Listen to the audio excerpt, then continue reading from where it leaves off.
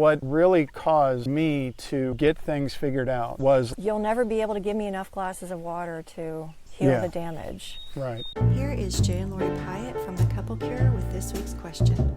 This week's question comes from JV, and the question is, my husband keeps relapsing and he doesn't care. And the second part of the question is, what do I do? First, I want to say thank you, JV. You and I have been together since 2017. I have lots of ladies who are super supportive of me, and JV is one of them. She never holds back. She's always commented and things like that. So I wanted to do this in a special place, but there's also going to be a part 2. So JV, if you're watching this and you feel like, I don't think that stuff that they said is going to work, then watch next episode. You might be ready for a next step, or God might have you on a different path, all right? And there's some special stuff we're going to share with you. But we are here at one of our favorite places. It's a marsh that we typically come to when we get a chance. Yeah. It's lovely, but I'm trying to, get outside and do things. So this is one of those things that I like doing. But yeah, so I hope you enjoy this. So to address the question, there are some key things that I want to pinpoint in her history that I'm going to kind of springboard off of. My husband keeps relapsing with no remorse. What can I do? So my main answer is go back to what has gotten you this far. Jay's going to give a great explanation as to why I say that. When David is running from Saul, he and his men end up at a small church or a small temple.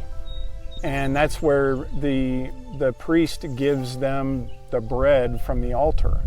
And so they eat the bread. And then David asks the guy, do you have a sword? And the answer is, the only sword I have is the sword of Goliath. Well, it's completely useless as a weapon. It's too big, it's too noticeable, and he can't use it effectively. But when he was facing Goliath, he knew it wasn't in his own strength that he won. And so what he says to the priest is, I'll take it because there's nothing else like it. And what he meant was, it's a great reminder of God's presence in our past and in our current situation. This was God showing up for me before, and Okay, going back to that. So given what Jay just said, we're going to go over a lot of things that you did where God showed up for you. And the evidence is you saying, I'm stronger than I think I should be. This must be God. Now we're going to cover some things that you might want to increase, but I want to list out some of the things that you've done so far. First, reached out in November of 2017. She requested my tool 1. Then, 5 months later, requested that same tool again. So keep doing that. If you get a book and you feel like, I think I'm supposed to read this book, and then life distracts you, go back and read that book. I guess you can read these off and I'll fill them in. Okay. Just to bring him into the conversation. Sometimes I feel like I do a lot of the talking. I'll have more to say later.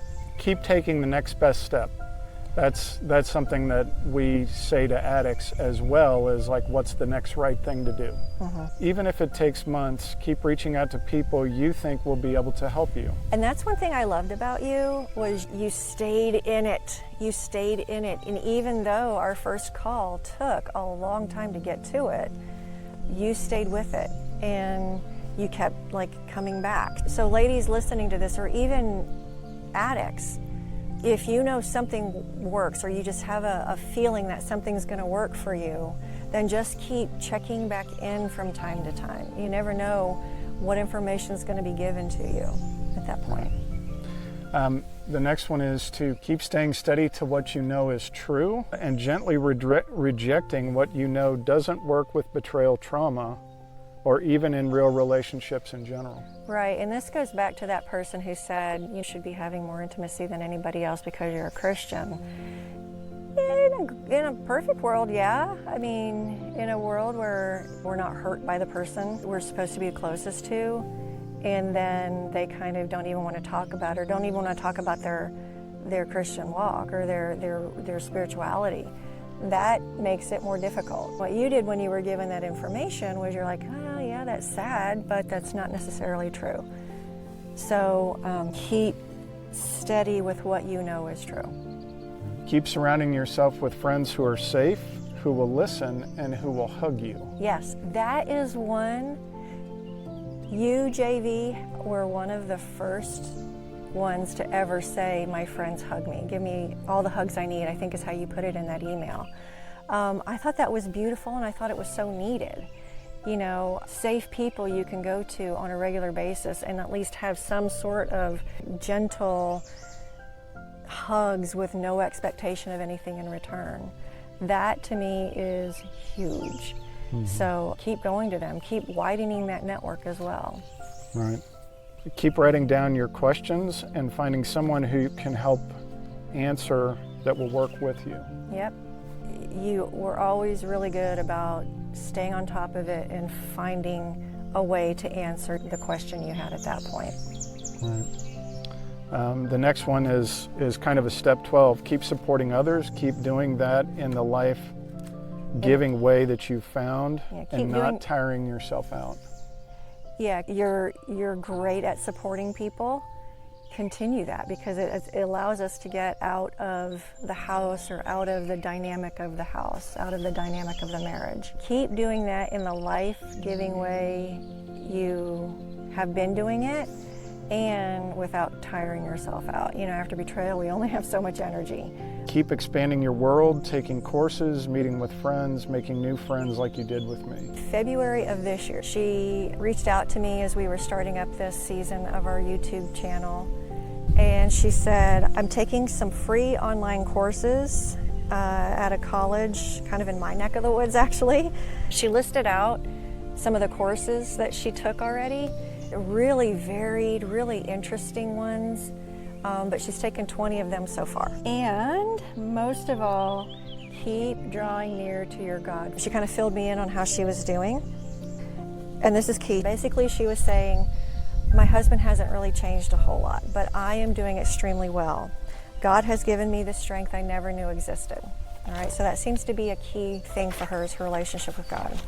For you to say, he's making me stronger than I ever thought possible, he keeps giving me strength that I didn't know existed, that tells me that even through all of this, you're finding a way to stay close to him, and he's honoring that.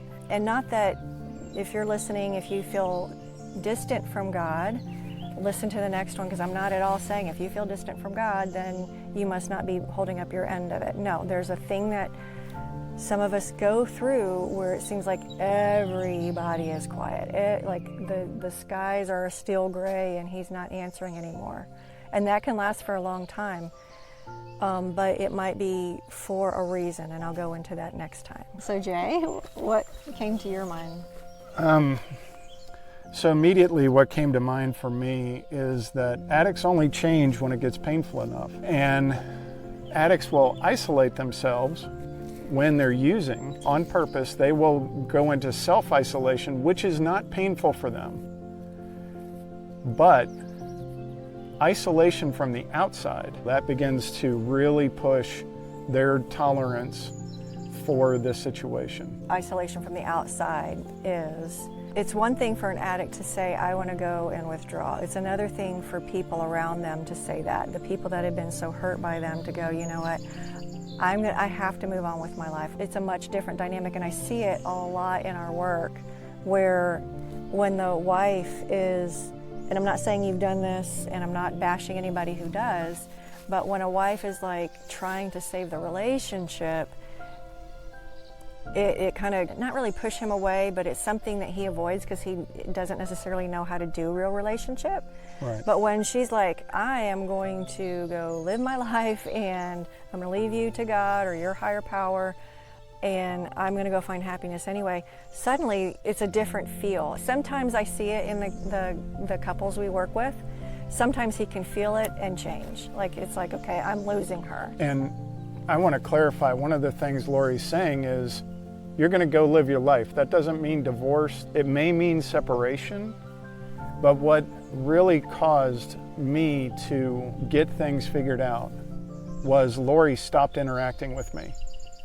She stopped thanking me for doing stuff like getting a glass of water or opening her door. I actually told him, stop doing those things. I feel like you're making yourself feel better Right. I feel like you're saying, hey, I'm doing all this stuff for you, that should be enough.